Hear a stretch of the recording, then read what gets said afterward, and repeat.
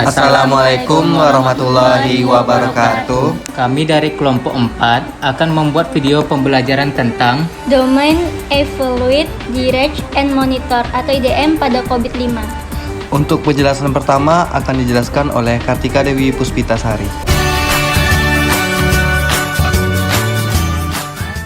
Sebelum menjelaskan tentang domain IDM, saya akan mengenalkan sedikit tentang domain dan proses COVID-5.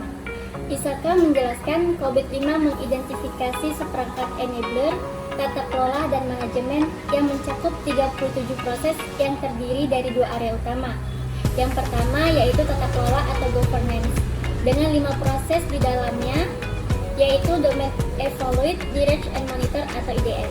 Area yang kedua yaitu manajemen dengan 4 domain. Domain yang pertama yaitu Allegiance, Plan, and Organize atau APO. Domain yang kedua Build, Acquire, and Implementasi atau BAI. Yang ketiga ada Deliver, Service, and Support atau DSS. Dan yang terakhir ada Monitor, Evaluate, and Assess atau MIL. Yang terakhir yaitu Monitor, Evaluate, and Assess atau MIEA. Berikut merupakan domain dan proses subdomain dalam COVID-5. Pada kesempatan kali ini, kita akan menjelaskan Domain Evaluate, Direct, and Monitor atau IDM.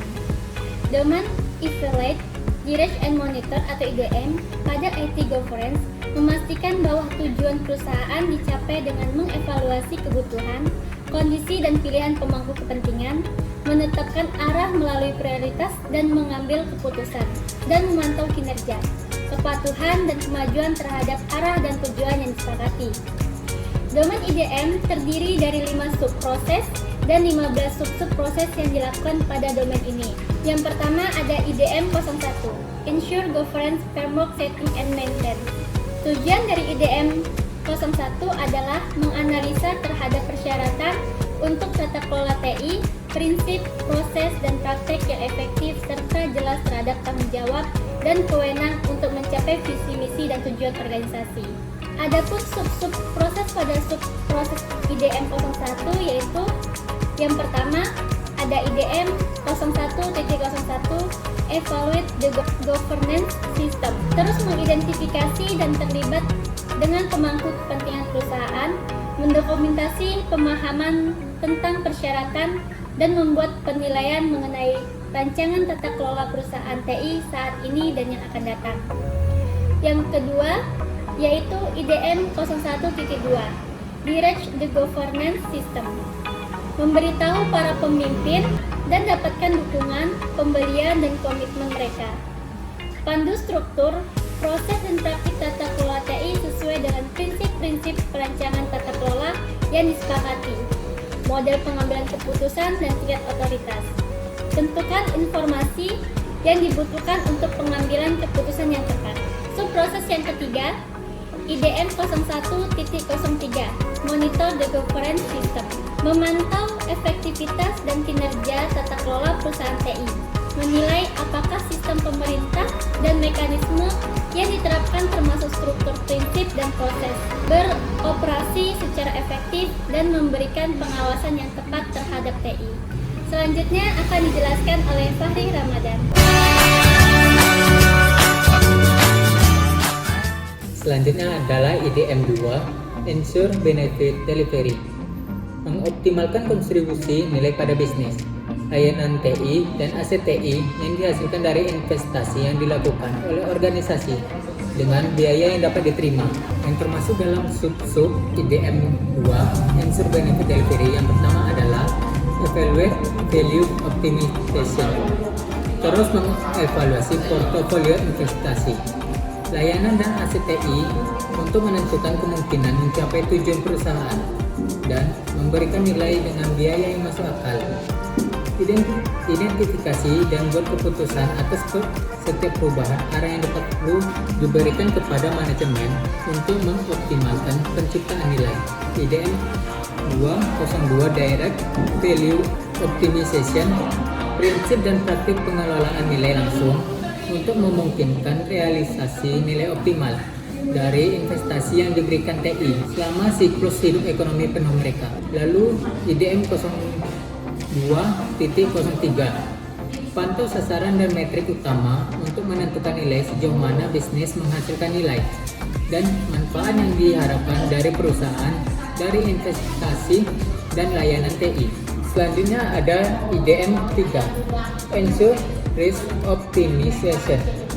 IDM 3 bertujuan risiko dan toleransi dapat dipahami, diartikulasikan dan dikomunikasikan dan risiko terhadap nilai perusahaan terkait penggunaan IT yang diidentifikasi dan kelola. Sub-sub yang terdapat dalam IDM 3 yaitu yang pertama, terus memeriksa dan membuat penilaian mengenai pengaruh resiko terhadap penggunaan TI saat ini dan masa depan di perusahaan. Pertimbangkan apakah risk appetite perusahaan sesuai dengan risiko terhadap nilai perusahaan terkait dengan penggunaan TI, diidentifikasikan dan dikelola. Poin yang kedua yaitu langsung menetapkan praktik manajemen risiko untuk memberikan keyakinan memadai bahwa praktik pengelolaan risiko TI sesuai untuk memastikan bahwa risiko TI sebenarnya tidak melebihi sesuai selera risiko dewan direksi. Poin ketiga yaitu pantau sasaran dan metrik utama dari proses manajemen risiko dan buat bagaimana penyimpangan atau masalah diidentifikasi, dilacak, dan dilaporkan untuk diperbaiki. Penjelasan selanjutnya akan dijelaskan oleh Ilham Kurniawan. Selanjutnya saya akan menjelaskan tentang IDM 04 yaitu Ensure Resource Optimization. IDM 04 berfokus kepada kebutuhan sumber daya pada perusahaan cukup terpenuhi dan memiliki teknologi informasi yang baik sehingga dapat mendukung tujuan organisasi dan mengoptimalkan biaya.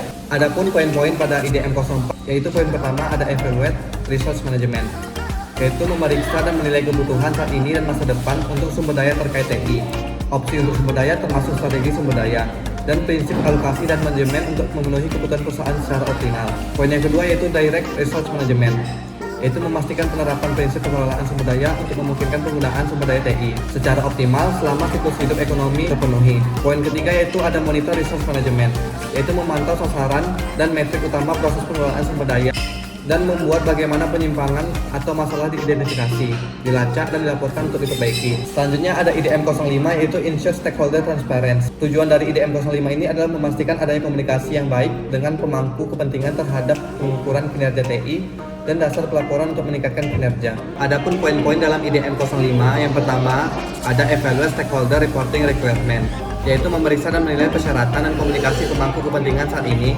dan yang akan datang, termasuk persyaratan pelaporan wajib, misalnya peraturan dan komunikasi dengan pemangku kepentingan lainnya. Poin kedua yaitu Direct Stakeholder Communication and Reporting, yaitu memastikan terciptanya komunikasi dan pelaporan pemangku kepentingan yang efektif, termasuk mekanisme untuk memastikan kualitas dan kelengkapan informasi, pengawasan pelaporan wajib, dan strategi komunikasi bagi pemangku kepentingan. Poin ketiga yaitu Monitor Stakeholder Communication, yaitu memantau efektivitas komunikasi para pemangku kepentingan, menilai mekanisme untuk memastikan akurasi, keandalan, dan efektivitas, dan memastikan apakah persyaratan dari pemangku kepentingan yang berbeda terpenuhi. Sekian video pembelajaran dari kami, lebih kurang kami mohon maaf. Assalamualaikum warahmatullahi wabarakatuh.